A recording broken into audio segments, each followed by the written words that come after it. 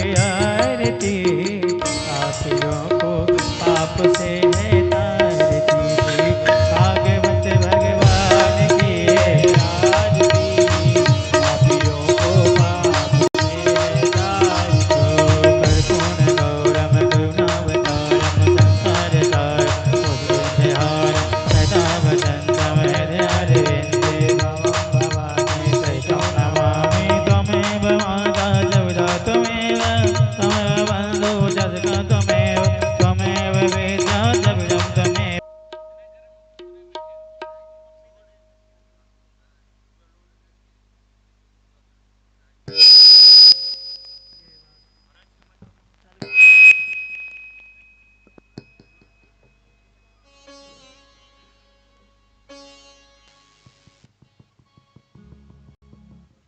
श्री राधे श्री राधे।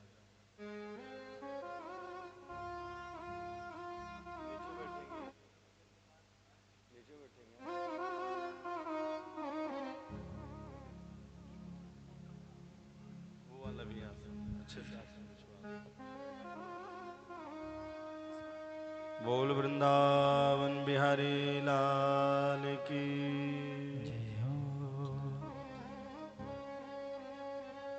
स्वस्ति श्री गणेशाय नमः।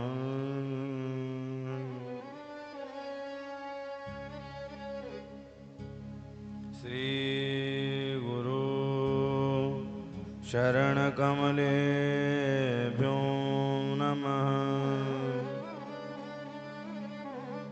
श्री सीतारामाभ्यां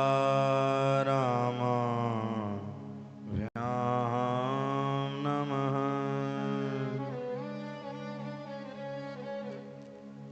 ध्येयं सदा परिभवनमभीष्टदोहम् तीर्थास्पदं शिवभिरन्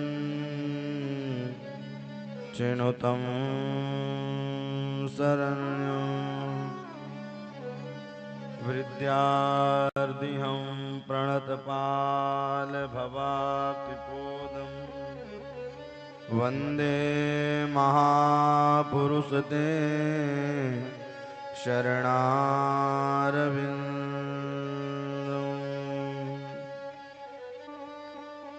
माता रामो मत्पिता रामचन्द्र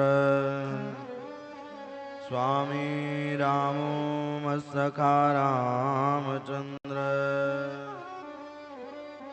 सर्वस्वं मे रामचन्द्रो दयालु नान्यं जाने नैव जाने न जाने। अंजनानन्दनं वीरं जानकी शोकनाशनं कपीशमक्षहन्तारं वन्दे लङ्काभयङ्करं वन्दे लङ्काभयङ्करम्।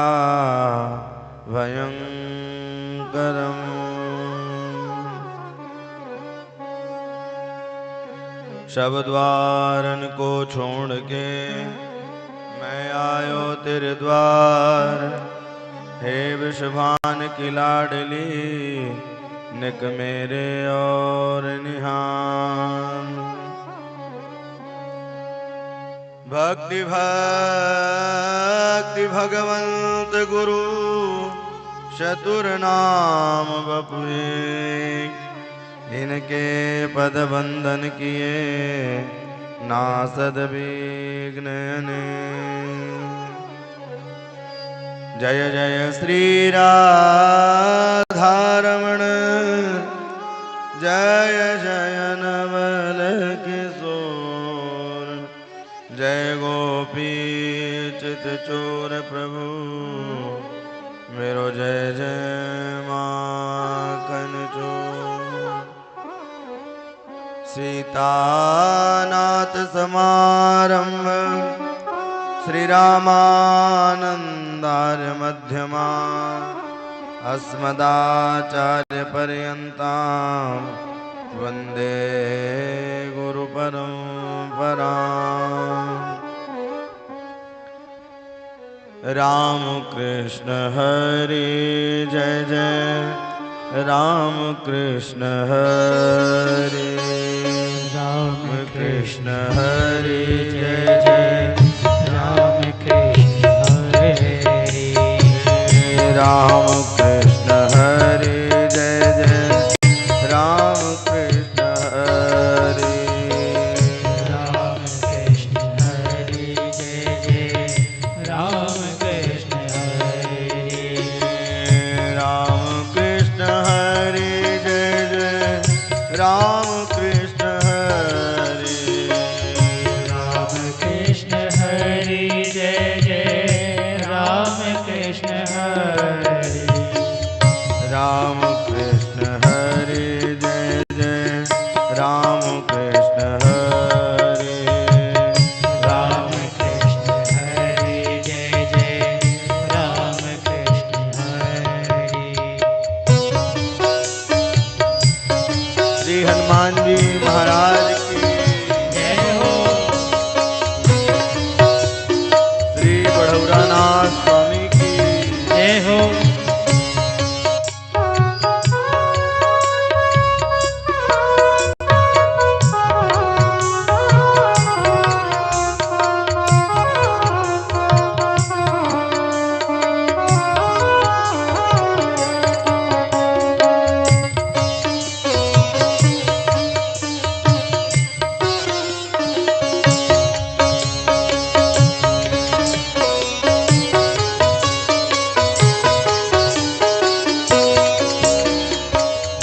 राम कृष्ण हरे जय जय राम कृष्ण हरे, राम कृष्ण हरे जय जय राम कृष्ण हरे, राम कृष्ण हरे जय जय राम कृष्ण हरे, राम कृष्ण हरे जय जय राम कृष्ण हरे, राम कृष्ण हरे जय जय राम कृष्ण हरे, ओ राम कृष्ण हरे जय जय राम कृष्ण हरे, राम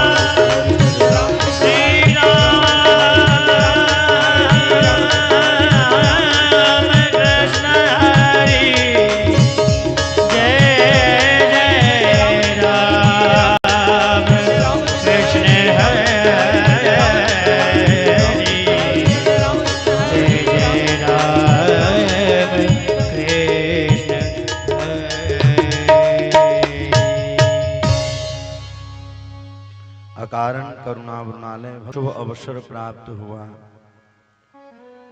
ऐसे परम आदरणीय श्री रामायण प्रसाद तिवारी जी एवं उनके बेटे परिवार जन मिल करके जो धीरे धीरे पूर्णता की ओर लेकर के गए। कल की पावन प्रसंगों में आपने कथा श्रवण की। नारायण का विवाह लक्ष्मी जी के साथ होता है और वस्तुतः लक्ष्मी नारायण की हैं ही। लक्ष्मी वही सार्थक है। लक्ष्मी की 3 गति है, दान, भोग और नाश। या तो दान कर लो, या तो भोग भोग लो, और अंततो गत्वा उसका विनाश ही हो जाता है। दान, भोग और नाश। लक्ष्मी वही सार्थक है। लक्ष्मी मिलने के बाद जो भगवान नारायण के लिए लगाई जाए, जो नारायण की कथा में लगाई जाए। और लक्ष्मी मिलने के बाद अगर हम दुरुपयोग करने लगे, मदिरा पान करने लगे, नशा करने लगे, अनाप शनाप जगहों पर खत्म करने लगे पैसे को, तो भैया वह लक्ष्मी एक दिन उल्लू बना करके चली जाती है। क्योंकि लक्ष्मी सवारी क्या है? उल्लू ही है। उल्लू पर बैठती हैं लक्ष्मी जी। और जब नारायण के साथ आएंगे तो गरुड़ पर बैठ करके आएंगे, तो वह लक्ष्मी टिकाऊ और दिखाऊ होते हैं।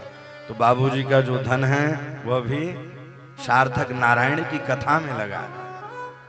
और यही लक्ष्मी, क्योंकि बिना नारायण नहीं सकते, इसीलिए कहते सबसे पहले है अर्थ। अर्थ यानी धन। अर्थ, धर्म, काम, रुचि, गति न चाहो निर्माण है। पहले क्या है? अर्थ ही है। अर्थ वही सार्थक है जो राम की कथा में लगे, जो कृष्ण की कथा में लगे, क्योंकि भगवान की कृपा से ही प्राप्त होता है। और हम लोग क्या करते हैं? भूत और भविष्य में लग जाते हैं। मैं तो कहता हूं वर्तमान अच्छा रखिए। वर्तमान अच्छा रहेगा तो भूत भविष्य अपने आप अच्छा होता चला जाएगा। और वर्तमान समय हम लोग दूसरे की बुराई, दूसरे की निंदा और ज्यादा समय मोबाइल में बिता रहे हैं। तो मोबाइल में अगर बिता रहे हैं तो वर्तमान आपका अगर खराब जा रहा है तो भूत भविष्य अपने आप। वर्तमान के द्वारा ही भूत भविष्य का निर्माण होता है। वर्तमान के अनुसार ही तो भूत भविष्य का निर्माण है। इसलिए वर्तमान हमारा अच्छा हो। और जहां लक्ष्मी होती है तो वहां काम पहले ही आ जाते हैं। तो पुत्र बन करके कामदेव जी आए। कामस्तु वासुदेवांसु दग्धः प्रारुध्य मन्नुना देहोपैत भूयस्त मेव प्रतिपद्यमान्। कामस्तु वासुदेवासो दग्धः प्रारुध्य मन्नुना।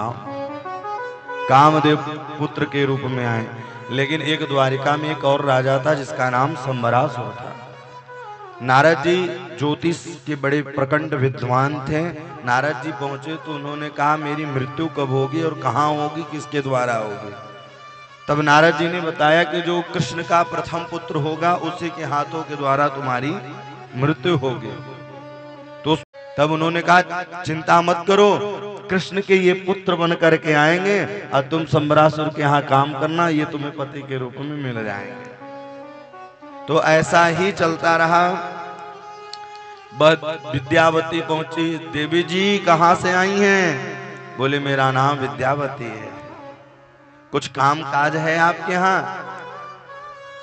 रसोई घर में चीड़ फाड़ किया तो उस मछली से बालक निकला।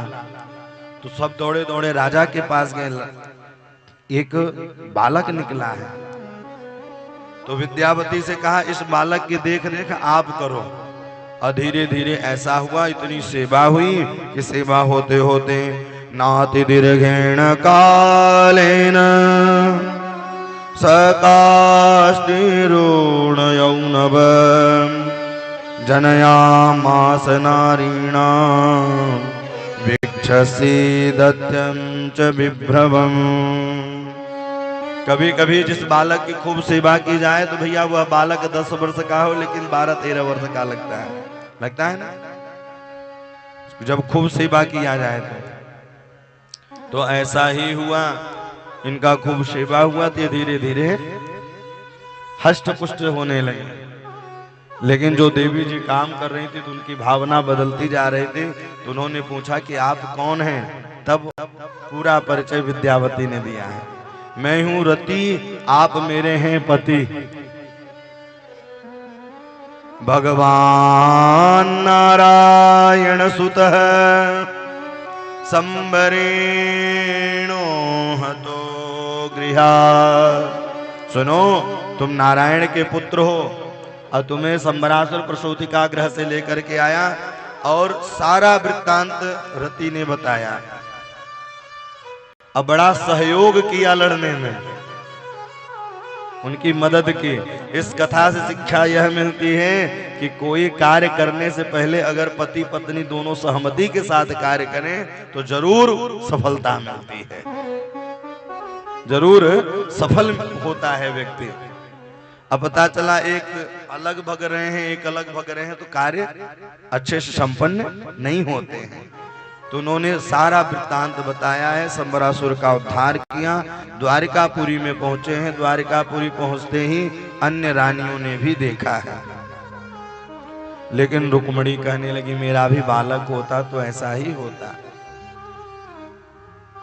अजब से बालक गए तो जिसको देखती उसी को कहती मेरा भी बालक इतना बड़ा होता। भगवान अपना नहीं रहे थे। अच्छा, भगवान को जानकारी थी लेकिन कलयुग वालों को शिक्षा देने के लिए उन्होंने इस कथा का रचना किया कि भैया वो बिना विश्वास बिना प्रमाण के बालक नहीं मान सकते। आजकल भी ऐसे कुछ हैं, बड़े लोग हैं जिनके बालक नहीं है तो रिश्तेदार बन करके कि हम उनके बेटे हैं, तुम्हारे बेटे के समान ही लगते हैं। तो भगवान ने कहा रुक्मणी से तुम जिसको चाहती उसी को बालक बना लेती हो। नारद जी प्रकट हुए। नारदो कथयन् सर्व संवराणं हरणाधिकम्।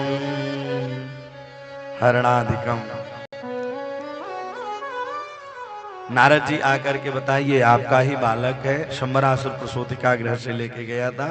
अब भैया गए अकेले थे, साथ में पत्नी को भी लेकर आए। राजा परीक्षित ने कहा सरकार अन्य भी रानियां थी।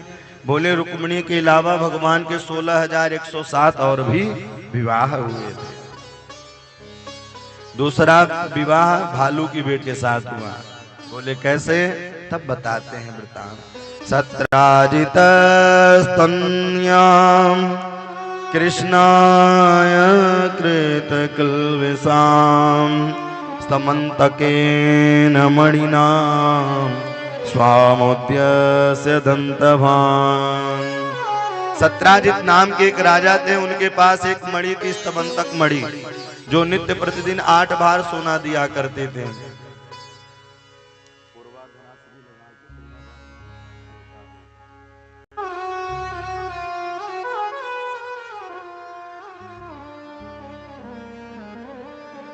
सत्राजित उस मणि को पहन करके भगवान की सभा में गए तो सभागार जितने भी बैठे थे उन्होंने कहा लगता है साक्षात भगवान आ गए, साक्षात जगदाधार जगत उद्धारक जगत पालक आ गए।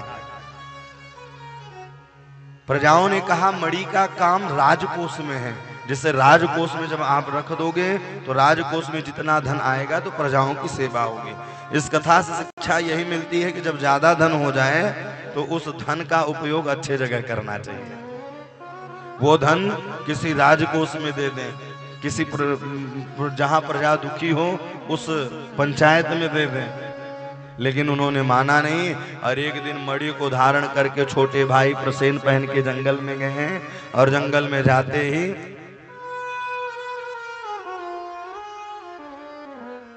सिंह ने पीछे से झपट्टा मारा है और प्रसेन की मृत्यु हो गई। मणि को मुख में दबा के आगे की ओर सिंह चलने लगा। इतने में रीछ दिखाई दिए, रीछ ने झपट्टा मारा है, उस मणि को लेकर के अपने बेटे को दे दिया खेलने के लिए। लेकिन सत्राजित को पता चला कि मेरे भाई की मृत्यु हो गई, अब मणि आसपास दिखाई नहीं दी तो पत्नी से कहा मैं परसों के दिन गया था, द्वारिकाधीश के पास उन्होंने मणि मांगा, मैंने नहीं दिया तो मेरे भाई को मरवा दिया। लेकिन सुनो, जब तक बात सत्य न हो जाए तब तक किसी से कहना नहीं। लेकिन भैया माताओं के पेट में बात कहां पचती। कर्ण ने ये श्राप दिया था कि माताओं के पेट में बात नहीं पचेगी, क्योंकि कुंती ने छुपाया था।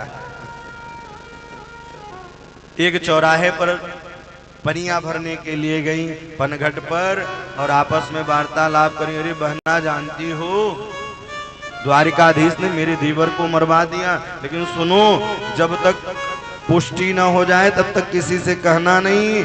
बहना ने कहा, जिस प्रकार से आप नहीं कह रही हो उसी प्रकार से हम भी नहीं कहेंगे। अब तो करने करने जपांजने भगवान श्री द्वारिकाधीश के कानों में बात फैली। और जैसे ही द्वारिकाधीश के कानों में बात पहुंची तो उन्होंने कहा, मुझे व्यर्थ का कलंक क्यों लग रहा है। गुरु जी के पास चले गए। देखिए, कोई भी समस्या आए तो गुरु जी के पास जाना चाहिए, बड़ों के पास जाना चाहिए, उससे हमें ज्ञानकारी मिलती है। गुरु जी, मुझे व्यर्थ का कलंक लग रहा है। बोले, तुम भादव के चौथ के चंद्रमा का दर्शन किया था, इसलिए तुम्हें व्यर्थ का कलंक लग रहा है। मंत्रियों को लेकर के धीरे धीरे पहुंचे वहां जहां प्रसेन की सब पड़ी थी। आगे गए तो सिंह के पद चिन्ह उपटे हुए थे, लेकिन उसके आगे गए तो रीछ एक विशाल गुफा दिखाई दिया। भगवान गुफा में प्रवेश कर गए और मंत्रीगण लौट के चले आए। और गुफा में पहुंचते ही जामवती की बेटी दिखाई दी, जामवंत की बेटी जामवती दिखाई दी, और जो मणि लेकर के खेल रही थी। कभी मानव को देखा ही नहीं था। चीखने चिल्लाने लगे। रीझ आए, एक नहीं दो नहीं 27 दिनों तक युद्ध चला। 28वें दिन शरणागति हो गए। बोले, आप मेरे राम जी हैं, हम जामवंत जी हैं। राजा परीक्षित ने कहा, गुरुवर कैसे? बोले कि रामा अवतार में सबने सब कुछ मांगा, लेकिन जामवंत जी ने कहा हमारा और आपका दो दो हाथ हो जाए। राम जी ने कहा, अभी मैं मर्यादित हूं, लेकिन द्वापर में तुम्हारे काम को मैं सिद्ध कर दूंगा। तो यही ये द्वापर में बन करके आए और काम को सिद्ध किया।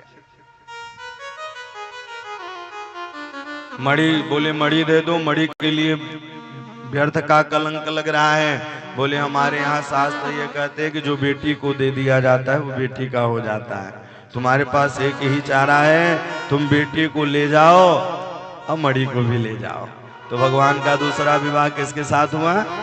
भालू की बेटी के साथ। ले जाते समय हाथ पकड़ के लेके जा रहे थे। उन्होंने कहा, सुनो, जब तक मैं न कहूं तब तक घूंघट नहीं खोलना। द्वारिकापुरी में लेके गए और रुक्मणी देखी, बड़ी प्रसन्न हुई। प्रसन्न होते बोले, अपना चेहरा दिखाओ, घूंघट ही न खोले। रुक्मणी ने कहा, तुमको इतना अभिमान है, जाओ हमारी जैसे ही हो जाओ। ओ भगवान चाह ही रहे थे, कहां भालू जैसे थी, अब रुक्मणी जैसे दिखने लगे। मणि को ले जाकर के सत्यभामा को सत्राजित को दिए, और सत्राजित को दिए तो बड़ा लज्जित हुआ। अरे अब तो हवा की रुख ही बदल गई। अब भैया जनता की हवा कब बदल जाए कोई भरोसा नहीं। बोले 400 पार 400 पार 250 में अटक गई। बोले जय सिया राम। जनता की रुख कब बदल जाए कोई भरोसा नहीं है। अब जो कल तक ये कह रहे थे, अरे वो तो जन्मों का चोर है, कभी माखन चुराता था, कभी चीर चुराता था, आज मणि चुरा लिया प्रसेन को मरवा के। अब जनता बदल गई। अरे सत्राजित भगवान का नहीं हुआ, ये दुनिया वालों का क्या होगा, हमारा आपका क्या होगा। सत्राजित कहीं भी जाए तो भैया बैठ न पाए समाज में। बड़ा लज्जित हुआ वो।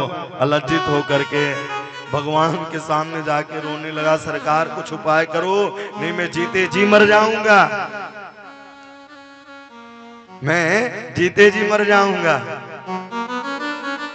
बोले बताओ क्या उपाय। बोले मेरी एक बेटी है सत्यभामा, आप उसके साथ विवाह कर लीजिए। इस कथा से शिक्षा यह मिलती है कि अगर बड़े लोगों से नाराजगी हो जाए तो कुछ रिश्तेदारी निकाल लेनी चाहिए। बड़े लोगों से कुछ बात हो जाए तो कहीं न कहीं से रिश्तेदारी निकाल। अब जब रिश्तेदार बन जाएंगे तो दुनिया के लोग कुछ कहेंगे नहीं। दुनिया के लोग कुछ नहीं कहेंगे। तो भगवान का तीसरा विवाह किसके साथ हुआ? सत्यभामा। आप लोग गिनती करते रहिए यार, आज परीक्षा का है, आज ही रिजल्ट मिलना है आप लोगों को। 6 दिनों से कथा सुने हैं और 7वें दिन अब भैया रिजल्ट ही मिलना है, तो हम कभी भी पूछ सकते हैं। मणि को दे रहे थे तो उन्होंने कहा मैं मणि नहीं लूंगा, लेकिन आप मणि रख लीजिए। अब मणि को जितना जो निकले सोना वह राजकोष में आ जाए, आपका यही प्रायश्चित है। लेकिन सुधन्मा नाम के एक राक्षस था, सत्राजित पर चढ़ाई किया, सत्राजित का वध कर दिया। और वध करते ही मणि ले जा करके अक्रूर जी को दे दिया, और अक्रूर जी बनारस में खूब यज्ञ अनुष्ठान कराने लगे। अब इधर मणि ढूंढे तो पता ही न चले। भगवान को पता चला कि आजकल बड़े बड़े यज्ञ हो रहे हैं और उस यज्ञ में सोने की थाली बांटी जा रही है। भगवान समझ गए मणि इसी के पास है। अक्रूर को बुलाए, अक्रूर से कहा तुम्हारा यही है कि अब सेवा इसकी करो, लेकिन जो धन निकले उसको राजकोष में जमा करो। अच्छा, सत्राजित की जब मृत्यु हुई तो भगवान भी रोए। क्यों रोए? क्योंकि भैया दहेज वाली पत्नी जब आए तो उसके कहने के अनुसार ही कार्य करना पड़ता है। सत्यभामा का राजकोष में माल आ रहा था, धन आ रहा था, तो बोले अगर आज मैं नहीं रोऊंगा तो कल ये भी नहीं रोएगी, इसलिए ससुर के जाने पर वो भी रोए। आगे चल करके अर्जुन के साथ जा रहे थे भगवान इंद्रप्रस्थ के लिए। और जब इंद्रप्रस्थ के लिए जा रहे थे तो एक शावली सलोनी सूरत सुंदर पीपल के वृक्ष के नीचे बैठी थी। अर्जुन ने कहा देवी कौन हो? तब अपना परिचय दिया, मेरा नाम कालिंदी है। अहम देवस्य सवितुर दुहिता प्रतिमेच्छति विष्णु वरेण्यं वरद तपः परममाश्रित।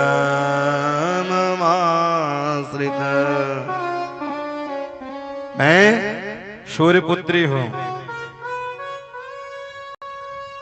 मैं यहां बैठी हूं कृष्ण को पति को रूप में पाने के लिए। अर्जुन ने कहा वो मेरे साथ ही हैं। अर्जुन बन गए पंडित और भगवान ने रचाया विवाह। तो कितने विवाह हो गए? 4 विवाह संपन्न हो गए। भगवान के कितने विवाह हुए हैं? 4। रुक्मणी, जाम्बती, सत्यभामा और कालिंदी। एक नग्नजित नाम के राजा थे जिनके यहाँ 7 बैल थे। बोले जो एक ही बाणों से नाथ देगा उनके साथ में अपने बेटी का विवाह करूंगा। भगवान श्री द्वारिकाधीश गए हैं और एक ही बाणों से नाथा है और नग्नजिती के साथ विवाह किया। तो भगवान नग्नजिती के साथ विवाह किया। जल के प्रतिबिंब में मछली को देख करके लक्ष्य का भेदन किया तो लक्ष्मणा के साथ विवाह किया। श्रुतकीर्ति के साथ विवाह किया, भद्रा के साथ विवाह किया। इस प्रकार से भगवान की यह अष्टपट रानियां बनी। और भूमि से एक उत्पन्न जिसका नाम भौमासुर था। लेकिन आज नारद जी केतकी के पुष्प को लेकर के आए, और जैसे ही पुष्प को लेकर के आए तो भगवान को दिया। तो भगवान ले जा करके रुक्मिणी के बालों पर गजरा लगाया। गजरा लगाते ही नारद जी पहुंच गए सत्यभामा के पास। अरे हम तो सुने थे कि सत्यभामा को जानदा मानते हैं, लेकिन मैं फूल लेकर के आया था स्वर्ग से तो रुक्मिणी को पहनाया। सत्यभामा क्रोधित हो गई। भगवान ने कहा चिंता मत करो, तुमको स्वर्ग ही लेकर के चलेंगे और सब दर्शन कराएंगे पारिजात फूलों को। और जब स्वर्ग बैकुंठ की ओर लेकर के जाने लगे तो एक भूमि से उत्पन्न राक्षस था जिसका नाम भौमासुर था। उसका नाम नरकासुर भी था, जो अदिति के कुंडल को छीन लिया। भगवान मारने के लिए गए तो रोक दिया। पिता तभी मार सकता है बेटों को जब माताओं का आदेश हो। अब भूमि से उत्पन्न था ना, और भूमि से उत्पन्न था तो कैसे मारे? सत्यभामा ने कहा बिल्कुल नहीं मार सकते, लेकिन जब पता चला ये दुष्ट है तो वही सत्यभामा ने आदेश दिया इसका वध करो, क्योंकि 16,100 रानियों को कैद करके रखा है। अब भगवान मुर नाम के राक्षस का उद्धार किया तो वहीं से उनका नाम मुरारी पड़ गया, वहीं से उनका नाम मुरारी पड़ा है। फिर आगे चल करके व्योमासुर का उद्धार किए। 16,000 पत्नियां, 16,100 गोपियां बाहर निकली। बाहर निकलते ही भगवान ने कहा आप अपने घर जाइए। गोपियों ने हाथ जोड़ करके कहा सरकार अब मुझे कौन अपनाएगा, कदाचित मेरे माता पिता अपना लेते हैं लेकिन मेरे साथ विवाह कौन करेगा। तो भगवान ने कहा जिसका कोई नहीं उसके हम हैं। और एक ही मुहूर्त में 16,100 रानियों से विवाह कर लिए। तो भगवान के कितने विवाह हो गए? 16,108। ये हैं द्वारिकाधीश के ठाठ। अब एक एक पत्नी से 10-10 पुत्र और एक एक पुत्री, तो कितने हो गए? 1,61,080। 1,61,080 और उन्हीं 1,61,080 से 56 करोड़ यदुवंशी बन गए। कितने बन गए? 56 करोड़ यदुवंशी। क्या मजाल है कि कोई निमंत्रण कर दे कि झाराझार निमंत्रण है आपका। अब आप अनुमान लगाइए जब एक वंशज के इतने थे 56 करोड़ यदुवंशी तो उनके कितने रहे होंगे, और लोग भी तो रहे होंगे। और आज की विधान क्या चल रहा है? हम दो हमारे दो हैं? उसमें भी अब संशोधन, हम दो हमारे एक पियो या बेटा। और एक भाई ऐसे हैं कि हम 5 हमारे 25। और संख्या देखो धीरे धीरे बढ़ती चली जा रही है। इसीलिए वो लोग हावी होकर के पहलगांव जैसे घटनाओं को करते जा रहे हैं। अब जागने की आवश्यकता है, और अब नहीं जागे तो कभी नहीं जागेंगे। इस समय सबका सपोर्ट मिल रहा है। जब देश की बारी आए तो यहाँ ये न देखा जाए कि हम इस दल के हैं कि उस दल के हैं। दल तभी रहेगा जब देश रहेगा, और जब देश ही नहीं रहेगा तो दल रह करके क्या करेगा। हम ये वाले हैं, टोटी वाले हैं, हम ये चोर वाले हैं। बोलो जय सिया राम। ये बिल्कुल ही नहीं देखना है। और पूज्य श्री मलुक पीठाधीश्वर महाराज जी ने बड़ा ही सुंदर मांग किया है, बहुत सुंदर मांग किया है। ये भारत या तो राजाओं से चलता है, या तो अच्छा राजनेता हो, या फिर अच्छे संत महात्मा से ही ये भारत चलता है। आज की बात नहीं है। जब राम जी वनवास चले गए थे और भरत जी ननिहाल में थे, गद्दी सुनी हो गई, दशरथ जी शरीर अपना छोड़ दिए, तो समय वशिष्ठ जी, जामवाली जी, उन्होंने दायित्व अयोध्या का निभाया था। तो जब अत्याचार होने लग जाए, पापाचार होने लग जाए, तो कोई बड़े नेता या बड़े संत ही उसको संभाल सकते हैं। इसी भारत में रह करके इसी भारत का खाते हो, इसी भारत में सारी क्रियाओं को करते हो, और गाते किसको हो? व्यासपीठ से ऐसे देश का नाम लेना भी कलंकित लगता है। जो धर्म को न माने, जिसके पास करुणा नहीं है, दया नहीं है, वो मानव हो ही नहीं सकता। वो तो जानवर है, वो राक्षस है। उनका तो भारत से मताधिकार ही खत्म कर देना चाहिए। उनका मताधिकार ही खत्म कर देना चाहिए। मत के काबिल न रहे, कोई यहां नहीं आएगा। वो अपने आप धीरे धीरे परास्त हो जाएंगे। और इसकी बारी है अब। 56 करोड़ यदुवंशियों को भगवान लेकर के रहने लगे। धीरे धीरे भगवान अपने कार्यों को करने लगे। एक दिन भगवान मन को उदास करके बैठे थे। स्वर्ण के पात्र में श्री रुक्मिणी जी जल लेकर के आई, और इस लीला को इसलिए किया कि आज तक उन्होंने कभी क्रोध देखा नहीं रुक्मिणी के चेहरे पर। रुक्मिणी जब जल लेकर के आई, उन्होंने कहा स्वामी जी कुछ गलती हो गई। बोले एक गलती हो तो बताओ। कई गलती तो है, आपने मेरे साथ विवाह क्यों किया? मैं पराक्रमी हूं तो रण छोड़कर भागा। मैं ऊंचे खानदान का हूं तो कोई कहता है वसुदेव के हैं, कोई कहता है नंद के हैं। मुझे भजता भी है तो दंड कमंडल वाले बाबा ही भजते हैं। आप मेरे साथ विवाह क्यों किए हैं? अब देखते भी जा रहे हैं भैया, क्रोध नहीं आई, मूर्छावस्था खा करके नीचे गिर गई और भगवान चतुर्भुज रूप धारण करके सुंदर केशों में हाथ फेरा है, जल का छिंटन किया है। और रुक्मणी ने कि जैसे ही मूर्छावस्था खुली, खुलते ही रुक्मणी ने कहा आप बिल्कुल ठीक कहते हैं। आप कहते हैं कि रण छोड़ करके, तो रण जो दूसरे के लिए छोड़े तो उससे बड़ा महान कुछ कोई हो ही नहीं सकता है। आप कहते हो समुद्र में, तो समुद्र में सबकी बस की बात नहीं है सागर में रहना। और सुनो, तुम कहते हो कि हम नंद के हैं कि वसुदेव को, नंद लला तुम होते लली तो गले कट जाते करोड़न के।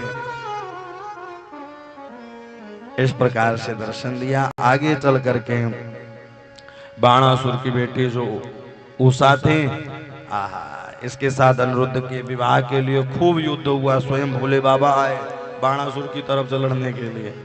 आगे चल करके भगवान ने बड़े शांति से काम किया।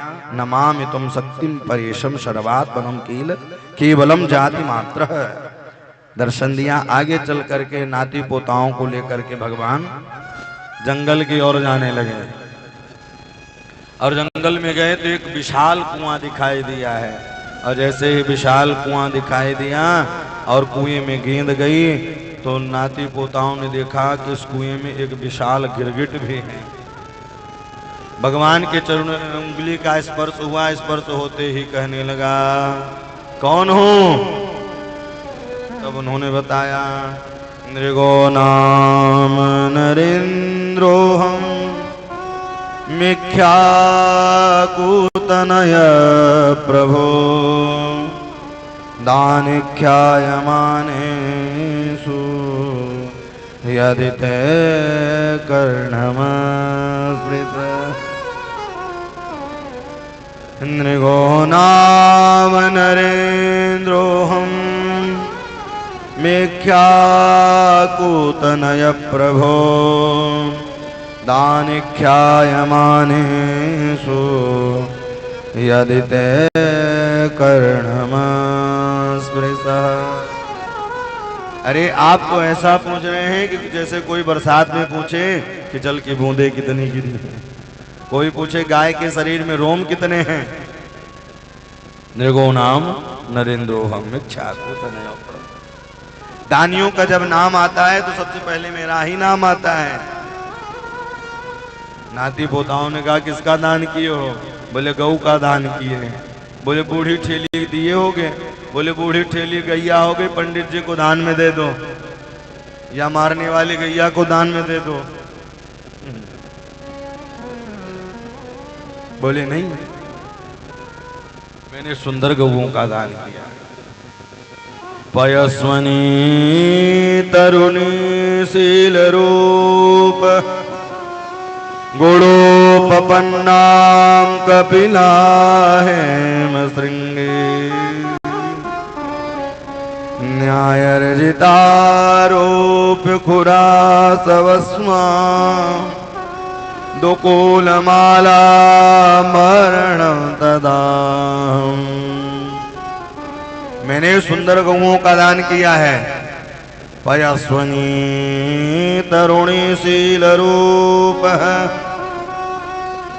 मैंने सुंदर कलोरी गाय का दान किया है। गुणोपपन्नाम कपिला है मृंगी, गाय का दान करते समय गाय के शरीर में रेशमी वस्त्र होने चाहिए। और इसके अलावा गाय के शींग को स्वर्ण से मढ़ाया, गाय के खुर को चांदी से मढ़ाया। ऐसे गौ का दान करना चाहिए। और कम से कम देते समय 1 वर्ष का भूसा भी देना चाहिए। ऐसे गौओं का दान करना चाहिए।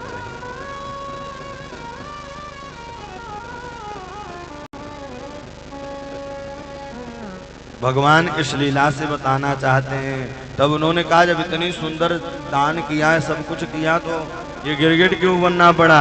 बोले एक गाय मैंने एक पंडित जी को दान में दे दिया था, वो पंडित जी के गौशाला से छोड़ करके आई और मेरे गौशाला में मिल गई और मैं समझ नहीं पाया, उस गाय को दूसरे पंडित जी को दान में दे दिया, दूसरे पंडित जी को दान में दे दिया। तब दोनों पंडित आपस में लड़ते हुए उन्होंने कहा गिरगिट की तरह बात बदलते हो, और आज तो लोग बात बात में बात बदल देते हैं, लोग बात बात में बात ही बदल देते हैं।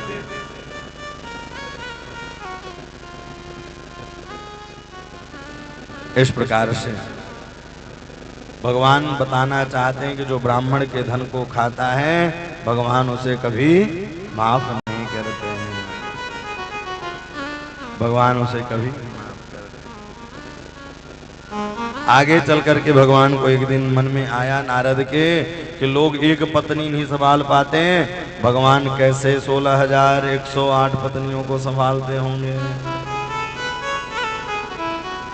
भगवान दिनचर्या का दर्शन करने के भगवान के दिनचर्या दर्शन करने के लिए श्री नारद जी महाराज आए, रुक्मणी के भवन में गए तो भगवान अलग रूप से दिखे।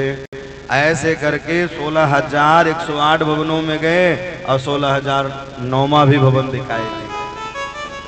जैसे ही 16,009वां भवन दिखाई दिया, नारद जी ने कहा मैंने तो सुना था भगवान का विवाह 16,108 ही हुआ था, ये 9वां भवन कहाँ से आ गया?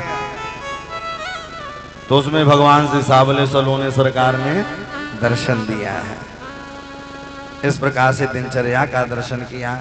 आगे चल करके जिन ब्रजवासियों से भगवान कह करके आए थे मैं परसों आऊंगा तो नहीं गए, बलराम जी चले गए वृंदावन। मधुमास 2 महीने रहे, चैत्र और वैशाख 2 महीने वह वहीं रहे। तो वहां जब गए तो भैया इस समय गर्मी रहती है, तो यमुना जी को बुलाने गए, अरे यमुने इधर आओ। यमुने ने कहा सुनो अगर घर घर जाने लगी तो मेरा सम्मान घट जाएगा। हल से खींच दिया तो आज भी वृंदावन में टेढ़ी मेढ़ी हो गई यमुना। यमुना जी स्तुति करने लगे, राम राम महाबाहो न जाने तब विक्रम, यस्य कासेन वृधिता जगते जगदः पते। हे प्रभु आप क्षमा करें, आपके पराक्रम को मैं नहीं जाना। अब बलराम जब चले गए वृंदावन तो एक राजा था जिसका नाम पौंड्रक था, उसके मंत्री का नाम काशी नरेश था। पौंड्रक ने कहा आजकल किसकी बोलबाला चल रही है? काशी नरेश ने कहा आजकल तो द्वारिकाधीश की चल रही है। बोले खासियत क्या है? बोले उसके पास 4 हाथ है। पौंड्रक ने भी लकड़ी का 2 हाथ लगा लिया और लकड़ी का लगा करके धमकी भरा पत्र भेज दिया।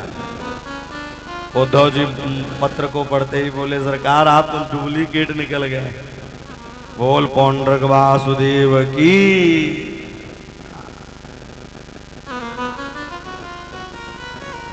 भोली भाली जनता जब रहती है तो किसी की भी जयकारी लगवा लेते हैं। जयकारी लगाने से पहले 10 बार सोचें कि किसकी जयकारी हम लगा रहे हैं।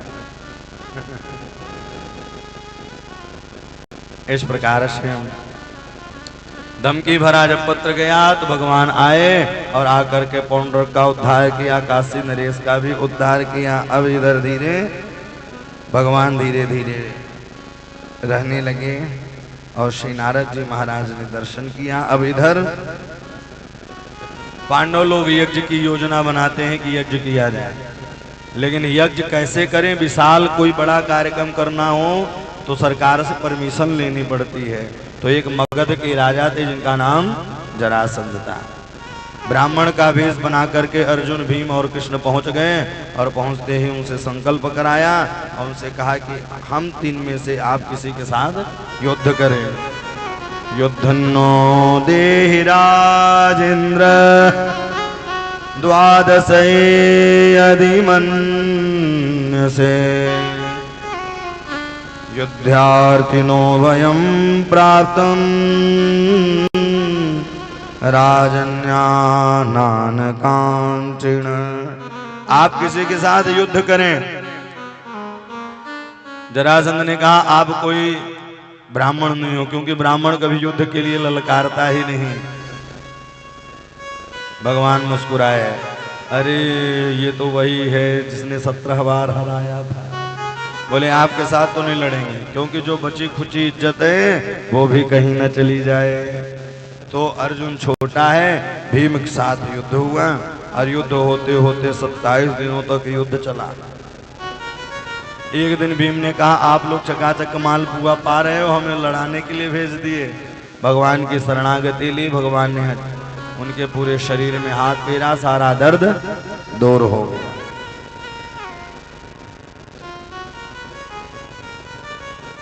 अब जब प्रातःकालीन लड़ने के लिए गए तो एक सीख ली है, दाहिने भाग को बाएं साइड फेंका है और बाएं साइड को दाहिने साइड। उसी प्रकार से जरासंध का उद्धार किया। और जरासंध का उद्धार करते ही अब जो राजना 20,000 कैद में बंद थे, सारे राजना निकल करके भगवान की स्तुति की। कृष्णाय वासुदेवाय हरये परमात्मने प्रणतक्लेशनाशाय गोविन्दाय नमो नमः। कृष्णाय वासुदेवाय हरये परमात्मने प्रणतक्लेशनाशाय गोविन्दाय नमो नमः। ये भागवत का सबसे सुंदर श्लोक है। कितनी भी आपदा विपदा आए, लेकिन इस श्लोक का जाप करते ही सारे ग्रह कष्ट कट जाते हैं। इसलिए इस श्लोक को गाना चाहिए। आगे चल करके अब आए इधर भैया, अब प्रथम पूजा किसकी की जाए। जब प्रथम पूजा की बारी आई तो पांडवों ने कहा कृष्ण की पूजा की जाए। शिशुपाल ताड़े बैठा ही था, क्योंकि भैया सगाई किसी के साथ हुआ, विवाह किसी के साथ हुआ, तो क्रोध में था ही। अरे उस ग्वारिया की बात मानते हो और उस बूढ़े भीष्म पितामह की बात मानते हो। वृद्धो ना पियद बुद्धिर बाल वाक्य विवर्धिन है। न बूढ़े की और न बालक की बात बिल्कुल नहीं माननी चाहिए, बुद्धि विपरीत हो जाती है। शिशुपाल कहने लगा। अब लगा भगवान से कि कहीं दो दल न बट जाएं, आपस में युद्ध न हो जाए। भगवान ने पांडवों को शांत किया, सुनो ये हमारा मैटर है, भाई भाई का आपस में मैटर है, क्योंकि बुआ का लड़का था। 16 जैसे ही 100 गाली पूरी हुई और 101 गाली होते ही भगवान का सुदर्शन चक्र गया है, उसका उद्धार किया। और उद्धार करते ही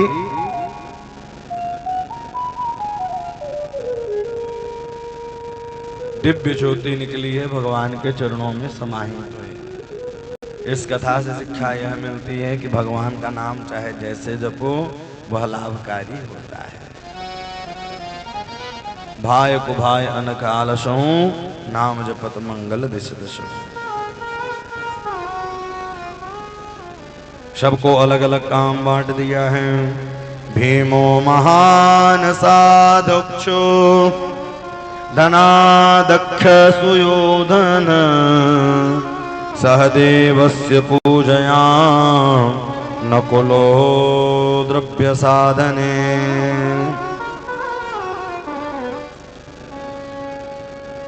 भगवान की निरंतर पूजा करते रहे, निरंतर ध्याते रहे। और यज्ञ में एक की वश की बात नहीं है, यज्ञ सबको अलग अलग काम सौंप दिया है। और भगवान स्वयं द्वारिकाधीश जितने संत महात्मा आते उनके चरणों को धोते, जूठी पत्तल उठाते। यज्ञ में यही कार्य करना चाहिए, सबसे बड़ा फल इसी में है। जितने संत महात्मा आए उनके चरणों को धोएं, जूठी पत्तल उठाए। कृष्ण पादा बने जन्म। कृष्ण पादा बने जन्म। इस प्रकार से सबको अलग अलग काम दिया है। भीम को पारस भंडार से निकालने के लिए दिया है, द्रौपदी को पारस करने का। पारस करने में भी विधान होना चाहिए, पारस करने में भी विधान होना चाहिए।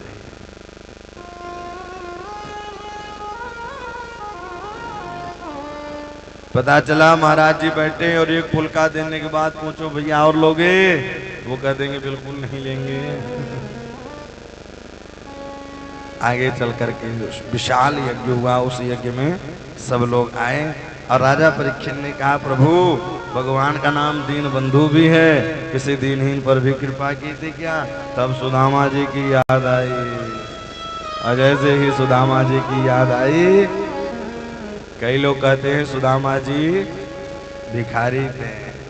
कहने वाला भिखारी हो सकता है, लेकिन सुदामा जी कभी भिखारी नहीं हो सकते। क्या हो सकते हैं? जिसके मित्र जगदाधार जगत उद्धारक जगत पालक श्री द्वारिकाधीश हो, भैया वो कभी भिखारी रह सकता है, कभी दरिद्र रह सकता है? नहीं रह सकता। भागवत में 2 अध्यायों में सुदामा चरित्र गाया गया, लेकिन सुदामा जी के नाम को नहीं गाया। क्यों नहीं गाया? बोले महापुरुष के नाम लिए नहीं जाते हैं, उनके किए हुए का करनी और कथनी की जाती है। अनुकरणी होता है महापुरुषों का, और सुदामा जी महापुरुष थे।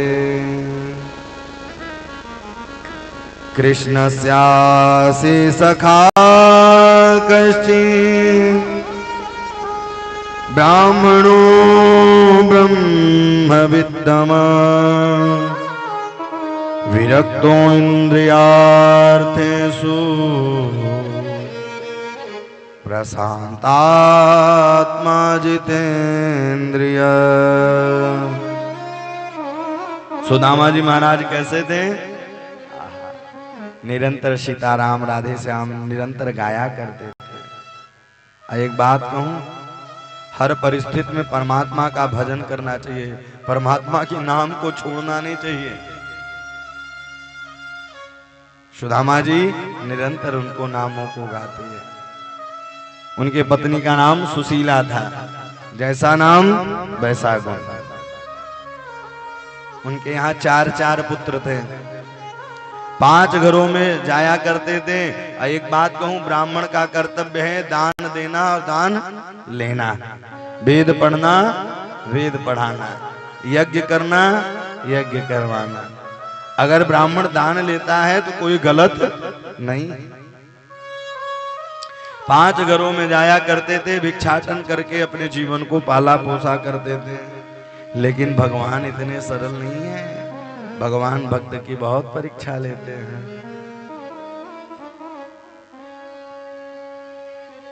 4 बालक थे, और 1 नहीं 2 नहीं 5 दिन व्यतीत हो गए। माँ के पास बालक आते, माँ मुझे भूख लगी है, और आप अनुमान लगाइए कि आपका बेटा आकर के आपसे कहे माँ मुझे भूख लगा है, तो उस समय माँ पर क्या बीतेगी। आज सुशीला अपने हृदय में पत्थर रख लिया है और धैर्य धारण किया। सुशीला कहने लगी हे प्रभु ऐसी गरीबी किसी को ना देना। पता है दुख में तो गरीबी में तो अच्छे से अच्छे रिश्ते ही टूट जाते हैं। सबसे पहले अपने ही लोग छोड़ देते हैं। सुख के साथी अनेक हैं, लेकिन दुख के साथी कोई नहीं है। जब दुख का पहाड़ टूटता है तो अपने ही मुख मोड़ करके चले जाते हैं। और भगवान से यही प्रार्थना करो कि दुश्मन को भी गरीबी ना दो, क्योंकि गरीबी में कोई किसी का नहीं होता है, कोई किसी का नहीं होता। रो रो के कहती सुदामा की नारी, हे प्रभु ऐसी गरीबी न देना। खुली सिर की चोटी फटी तल की साड़ी बच्चे मांगते मां दे दो रोटी। आज मैया सुशीला अपने हृदय पर पत्थर रखी है, एक नहीं दो नहीं 5-5 व्यतीत तो दिन हो गया। एक बात कहूं, भूखे पेट कभी नींद भी नहीं आती। माँ जल पिला करके सुला देते लेकिन अर्धरात्रि मुड़ जाते। आज श्री सुदामा जी महाराज अर्धरात्रि में आए हैं और अर्धरात्रि आते ही शरीर कांप रहा है। श्री कृष्ण गोविंद हरे मुरारे, हे नाथ नारायण वासुदेव। श्री कृष्ण गोविंद हरे मुरारे, हे नाथ नारायण वासुदेव। अरे आज कुछ लाए हो स्वामी जी,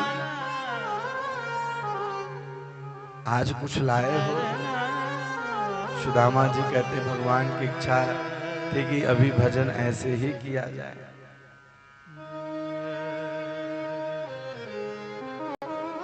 भगवान की मर्जी ऐसी ही थी। प्रातःकालीन बेला हुई, भगवान से भी नहीं देखा गया। 10 दिन व्यतीत हो गए और 10 दिन व्यक्ति बिना खाए कैसे रह रहता है। आज भगवान स्वयं ब्राह्मण का वेश बना करके आए और ब्राह्मण का वेश बना करके आए। उन्होंने कहा भवत भिक्षाम दे, भवत भिक्षाम दे। इतना सुनते ही मैया सुशीला के नेत्र सजल हो गए और मैया सुशीला के नेत्रों से झरझर अश्रु प्रवाहित होने लगा।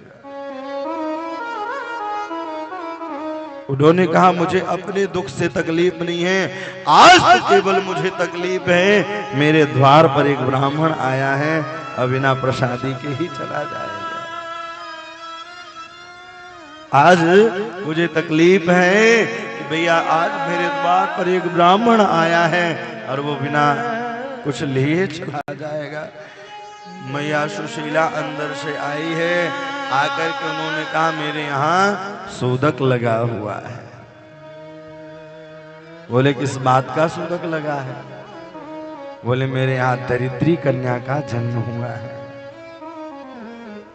इतना सुनते ही भगवान का हृदय पिघल गया और उन्होंने कहा अरे आपके स्वामी जी के सखा, स्वामी जी के मित्र श्री द्वारिकाधीश हैं, चले क्यों नहीं जाते हैं? वहां चले जाएं, वहां जाने से ही सारे कष्ट दूर हो जाएंगे। वो क्यों नहीं चले जाते हैं?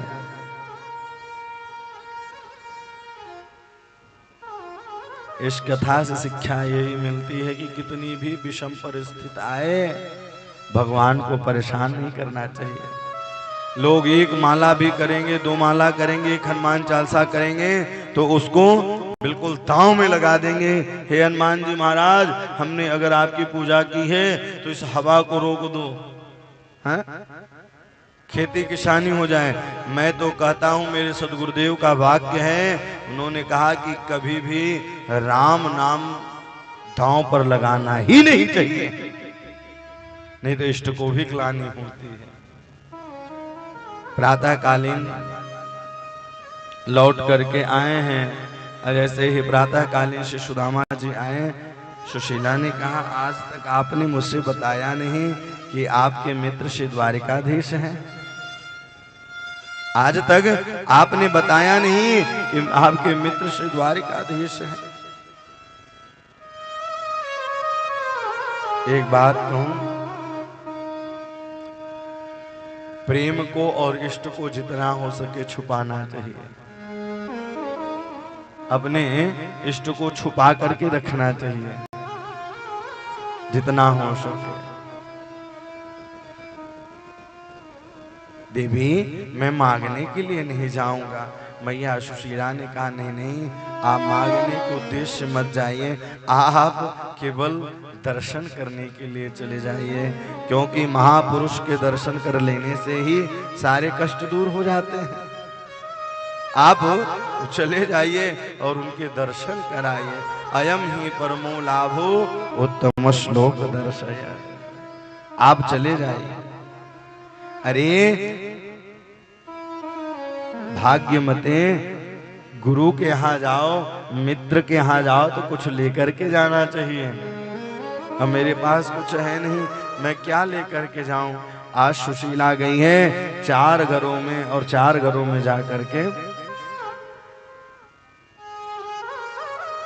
4 घरों में गई हैं और 4 प्रकार के चावलों को लेकर के आई हैं। और 4 प्रकार के जब चावलों को लेकर के आई हैं, किसमें बांधे तो जो साड़ी की पल्लू 10 जगह से सिली हुई थी, उसी पल्लू को फाड़ा है और फाड़ करके पोटली बनाया। सुदामा जी महाराज चलते जा रहे। न भूख लगती है न प्यास लगती है, कैसे मैं आऊं द्वारिका नगरी, अब आस भी निराश लगती है। हे प्रभु, हे द्वारिकाधीश, मैं कैसे आऊं, क्योंकि अब आपकी जब कृपा होगी तभी हम पहुंच पाएंगे, और नहीं कृपा होगी तो द्वारिका मिल नहीं पाएंगे। एक बात कहूं, भगवान की कथा और भगवान का सत्संग भगवान की कृपा से ही मिलता है। हर चीज आप धन बल से जन बल से खरीद सकते हैं, लेकिन भगवान की कथा भगवान की कृपा से ही प्राप्त होती है। भगवान की कथा धन और जन बल से नहीं मिलता है। भगवान की कथा भगवान की कृपा से मिलती है। उनकी कथा गाने को, उनकी कथा श्रवण करने को उनके ही कृपा से मिलती है। अगर उनकी कृपा ना हो तो व्यक्ति न गा सकता है न सुन सकता है। सुदामा जी महाराज चलते जा रहे हैं, गुनगुनाते जा रहे हैं।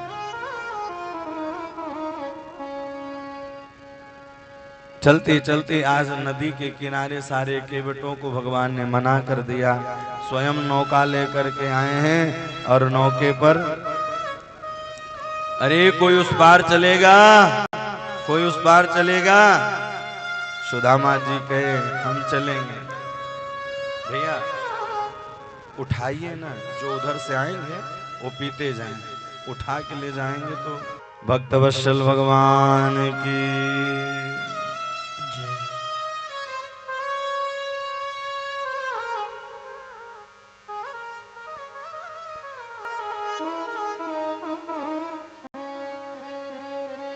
सुदामा जी महाराज नौका पर बैठे हैं। भगवान श्री द्वारिकाधीश ने कहा, अरे कहाँ जा रहे हो, क्या नाम है? बोले मेरा नाम सुदामा है, मैं द्वारिकाधीश जा रहा हूँ। मेरा मित्र रहता है कृष्ण।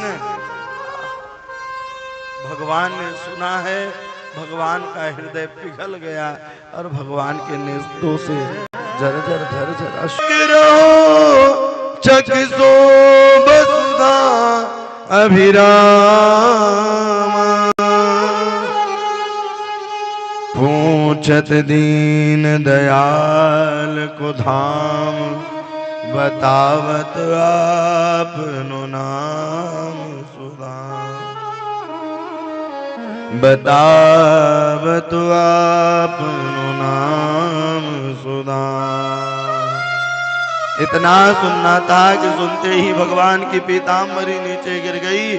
आज जब कोई आता तो सबको आदेश देते कि भैया उनको बैठाओ, उनको उठाओ, लेकिन जब आज हृदय का अत्यंत करीबी व्यक्ति आया है, भगवान उठ करके चल दिए।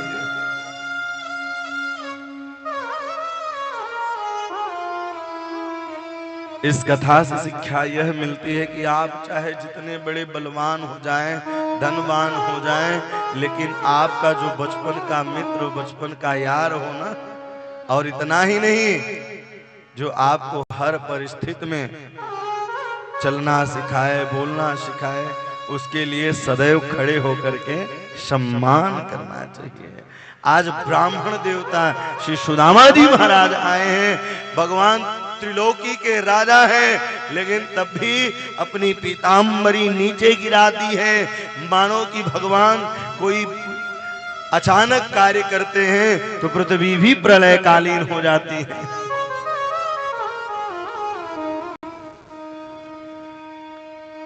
भगवान के पीताम्बरी नीचे गिरी है। सुदामा जी महाराज जी को देखा है, हृदय से लगाया। सुदामा जी महाराज को देखते जा रहे हैं और अंदर अंदर अश्रुपात बहता जा रहा है।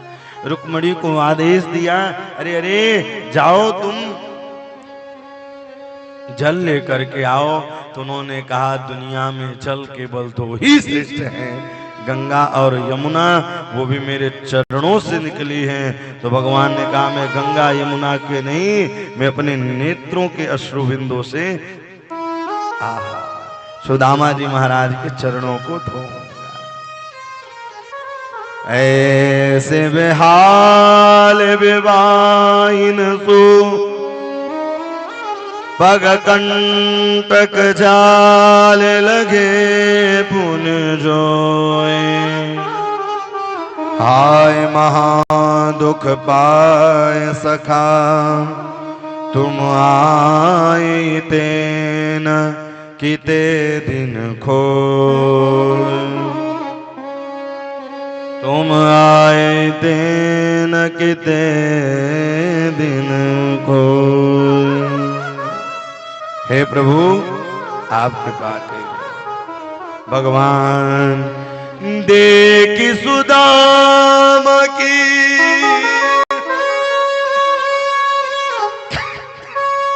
दीन दशा, करुणा करके करुणानिधि रोए। पानी परात को हाथ छुओ नहीं, नैनन के जल सो पग धो। नैनन के जल सो पग धो। एक बात कहूं, जिस घर संत महात्मा आते हैं और उनके चरण पड़ते हैं तो उस घर में भगवान साक्षात रमा कीर्णन भुन नृप साक्षात भगवान आ जाते हैं। जागर चरण संत के आवे, जागर चरण संत के आवे। जागर चरण संत के आवे। जागर चरण संत के आए। वाघर सब तो पति चलिया, वाघर सब संपत्ति चले आए। जागर चरण संत के आए।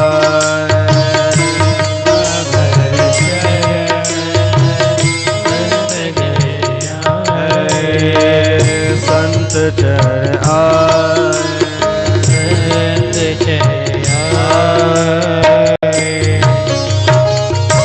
जिसके घर संतों का पदार्पण हो जाए, ब्राह्मणों का पदार्पण हो जाए, वह घर तीर्थ के समान हो जाता है। बिना महदपाद रजो वह घर क्या कर दे।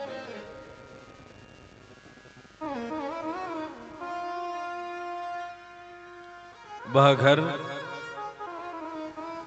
शमशान भूमि की तरह है, जिस घर में संत महात्मा के चरण नहीं आते हैं।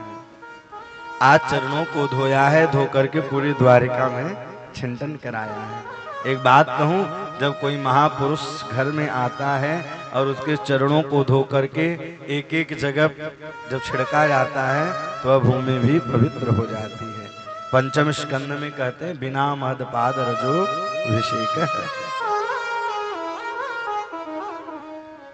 इस प्रकार से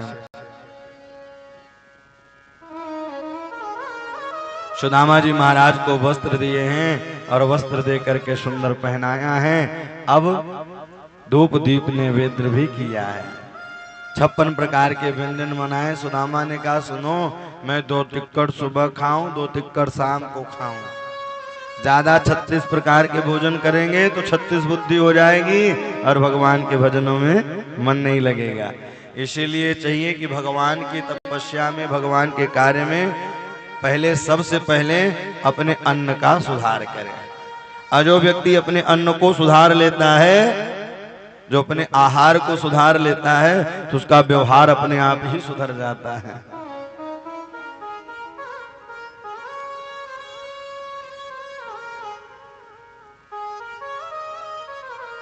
जो अपने अन्न को सुधार लेता है तो उस व्यवहार भी सुधर जाता है। इसलिए भोजन को सुधारना चाहिए। आजकल लोग भोजन को नहीं सुधार रहे हैं। जहां मन पड़ रहा है वहीं खा लेते हैं, जो मन पड़ रहा है वो भी खा लेते हैं। लोग तो यहाँ ये खा लेते हैं कि भैया कई तो कोयला ही खा जाते हैं, चारा ही खा जाते हैं, लेकिन तब भी पेट नहीं भर पाता है, इतना खा लेते हैं। सुदामा जी महाराज बैठे हैं। एक बात कहूं, जब बचपन का मित्र बचपन में भी मिले तो बचपना आ जाती है। अरे तेने विवाह किए? बोले हाँ विवाह। आपने बुलाया नहीं। अब हास्य विनोद चलता रहा। रुक्मणी, जाम्बती, नग्नृति, लक्ष्मणा, सुतकृति सब खड़ी होकर के चमर डुला रही हैं। सुदामा जी महाराज बैठे हैं। माला चल रहा है। श्री कृष्ण गोविंद हरे मुरारे, हे नाथ नारायण वासुदेव। श्री कृष्ण गोविंद हरे मुरारे, हे नाथ नारायण वासुदेव। माला चलती जा रही है, नाम निरंतर चलते जा रहे हैं। लाला याद है गुरुकुल की बात, जब हम लोग शमिधा लेने के लिए गए थे, बारिश होने लगी। सुदामा जी ने कहा कहीं पोल पट्टी न खोल दे। लेकिन जानते हैं इस कथा का रहस्य कुछ अलग ही है। वह चना श्रापित था। बोले जो इस चना, वो एक बूढ़ी भक्तानी थी जिसके पास कुछ नहीं था, वो जाया करती थी, चने ही मांगा करते थे। और चने को जब लेकर के आई तो चना वहां से चोर चुरा करके लेके गया और शांतनी गुरुकुल में रख दिया। तो जब वो दुखी रोने लगी, तब उसके मन से आह निकली और उसी समय एक महात्मा जी ने शापित कर दिया कि जो इस चने को खाएगा वो श्रीहीन हो जाएगा। सुदामा जी को लगा कि अगर भगवान ही श्रीहीन हो जाएंगे, भैया राजा ही अगर श्रीहीन हो जाए तो प्रजा तो अपने आप श्रीहीन हो जाएगा, द्वारिकाधीश कैसे श्रीहीन हो सकते हैं। इसलिए उन्होंने चावल को खाया, इसलिए उन्होंने चने को खा लिया। अब बैठे रहे, वार्तालाप चलती रही। तुमने विवाह किया? बोले हाँ। बोले आपने एक में भी नहीं बुलाया, इतने विवाह किए तो? बोले रात्रि में कोई प्लानिंग नहीं है, सुबह बहू घर आ गई।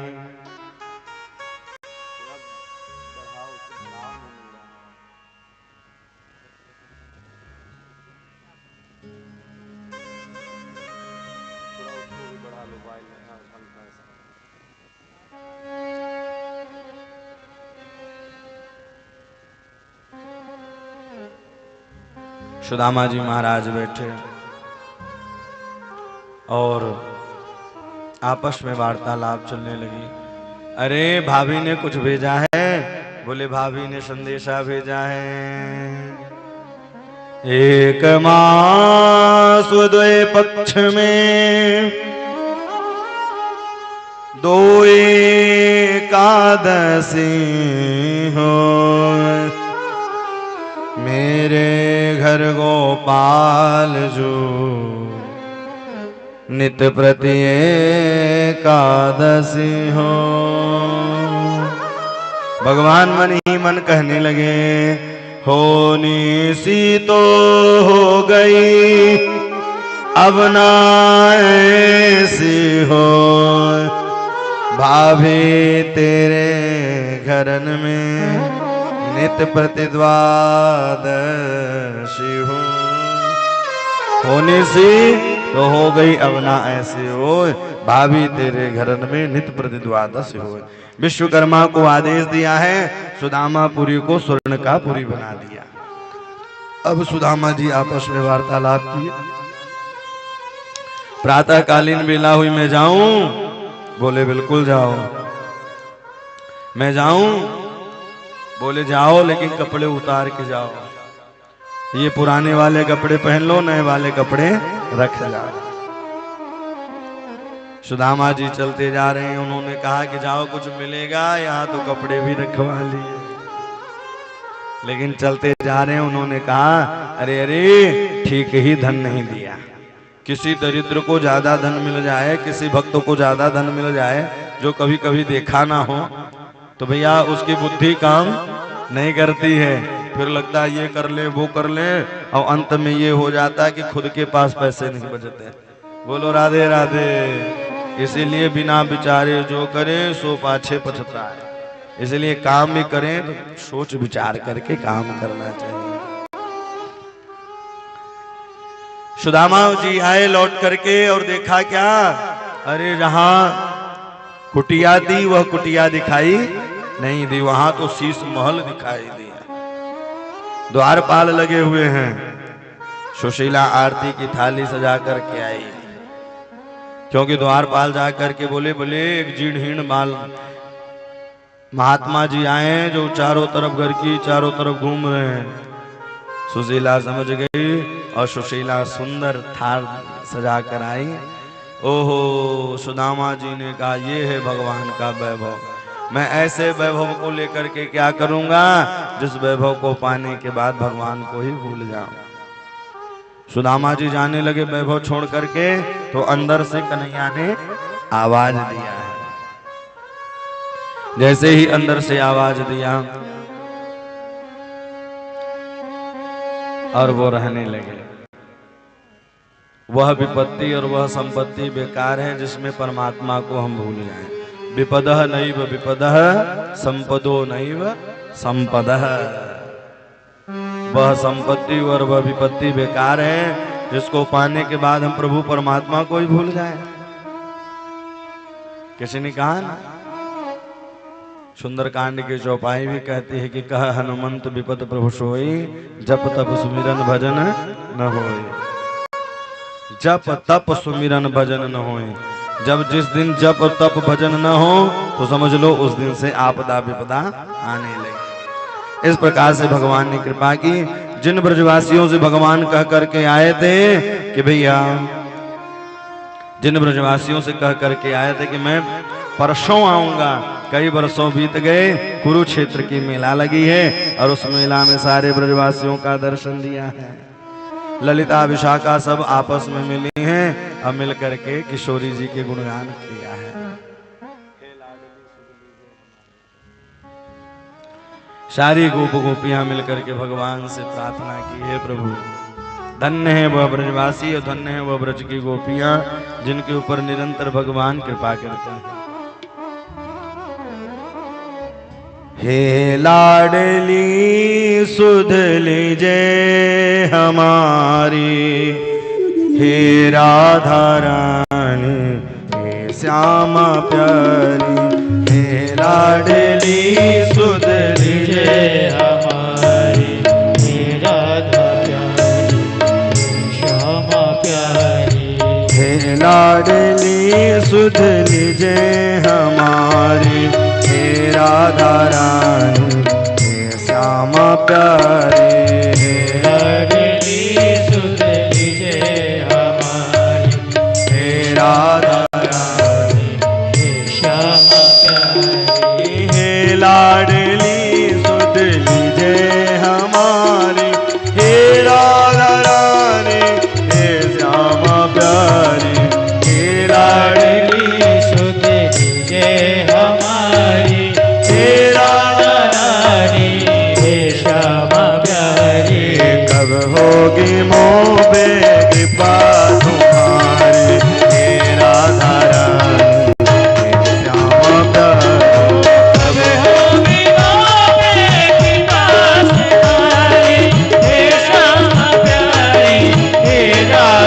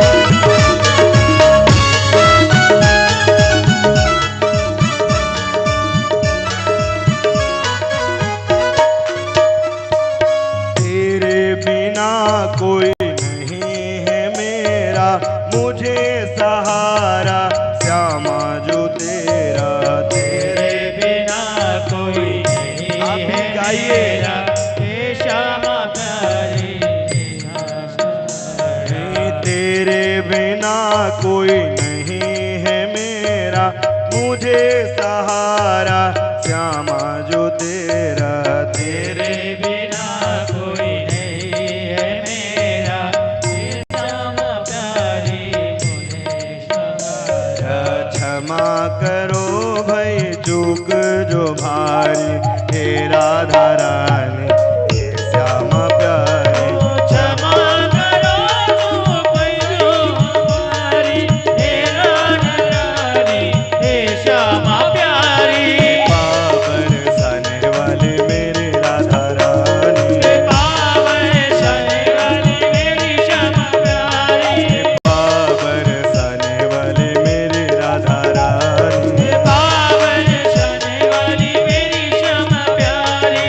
कब होगी मुँह पे कृपा तुम्हारी, हे राधा रानी श्यामा प्यारी। ओ कब होगी वो पे कृपा तुम्हारी, हे राधा रानी हे श्यामा प्यारी।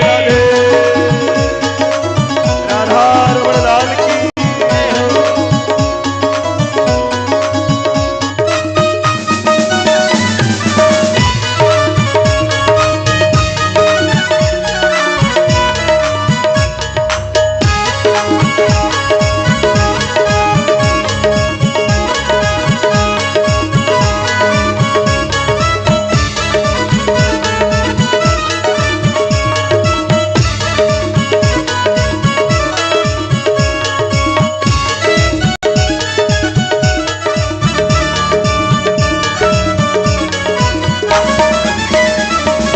मैं हूँ अधम मुझको ना बिसारो, मेरी भी श्यामा बिगड़ी बना दो। मैं हूँ अदम मुझको ना बिसारो, मेरी भी श्यामा बिगड़ी सवारो। मैं हूँ अधम मुझको ना बिसारो, मेरी भी श्यामा बिगड़ी बना दो। मैं हूँ अदम मुझको ना बिसारो, मेरी भी श्यामा बिगड़ी सवारो। तारो या मारो मर्जी तुम्हारी, हे राधा रानी हे श्यामा प्यारी। ओ तारो या मारो मर्जी तुम्हारी, हे राधा रानी हे श्यामा प्यारी। तारो या मारो मर्जी तुम्हारी, हे राधा रानी हे श्यामा प्यारी। ओ तारो या मारो मर्जी तुम्हारी, हे राधा रानी हे